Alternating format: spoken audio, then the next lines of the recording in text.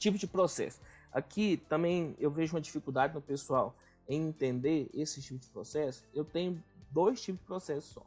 Tá? Eu tenho um processo de conhecimento e processo de execução.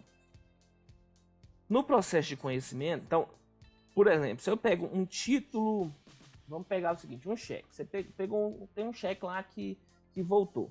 Um cheque determinado, você pegou na determinada pessoa, voltou. Você não precisa entrar, se tiver dentro das regras ali, né, de até 6 meses após a apresentação, não tiver nenhuma nulidade no título mesmo, você não precisa entrar com ação para reconhecer que aquele cheque é verdadeiro. Não, você vai simplesmente entrar com o processo de execução. Entra direto com o processo de execução para você receber da pessoa. Já se esse cheque, vamos pensar que esse cheque aí passou um ano para você, um ano que o cheque voltou para você resolver ajuizar uma ação quanto a esse cheque. Aí você precisa entrar com a ação monitória. Aí você começa com o processo de conhecimento. Apesar da ação monitória ser um pouco mais simples, você começa num processo de conhecimento. E aí, nesse processo de conhecimento, o juiz, você vai apresentar para o juiz vai, aí tem dilação probatória, a parte vai lá, vai contestar o cheque, vai isso, aquilo, até chegar no final. Então, basicamente, eu tenho esses dois tipos de processo, processo de conhecimento e processo de execução.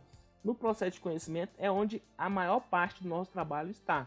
Então, agora no curso que a gente vai trabalhar, eu quero trabalhar com vocês.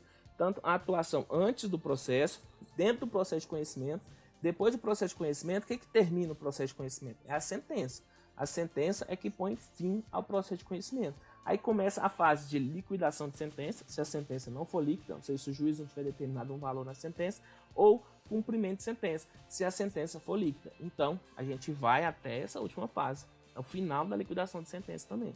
Mas o que você precisa entender? Se houve uma sentença, a partir do momento que houve uma sentença, a gente já passou para a fase de cumprimento de sentença ou de liquidação de sentença. Ah, Edilson, mas existe a possibilidade de ter tido a sentença, ele ter ido para o TJ e o TJ mandado refazer a sentença? Nesse caso, é uma exceção. Por quê? Porque foi para o TJ e o TJ mandou refazer a sentença. Aí, por alguma nulidade que aconteceu lá para trás. Mas, se tem esse documento, sentença, e por isso que eu gastei aquele tempo no início da nossa conversa explicando o que era a sentença, se tem aquele documento que chama sentença, automaticamente você sabe que o processo está na fase de liquidação ou de cumprimento de sentença. Tenho visto muita gente boa, que pega o processo, lê a petição inicial, lê a contestação, vê as decisões que acontecem no processo e não consegue identificar o que é um despacho, o que é uma sentença, o que é uma decisão interlocutória. Saiba que a decisão interlocutória ela não põe fim ao processo de conhecimento. Ela simplesmente, o juiz decide alguma coisa dentro do processo, mas o processo vai continuar correndo. No despacho, ele simplesmente está fazendo o processo andar, dando o impulso oficial no processo. E a fase de sentença, não. A sentença é a que põe fim à fase de conhecimento do processo. Então, se o advogado se insurgir contra a sentença e a sentença foi para o segundo grau, e aí no segundo grau o TJ decidir que aquela sentença realmente precisa ser refeita, volta para o primeiro grau.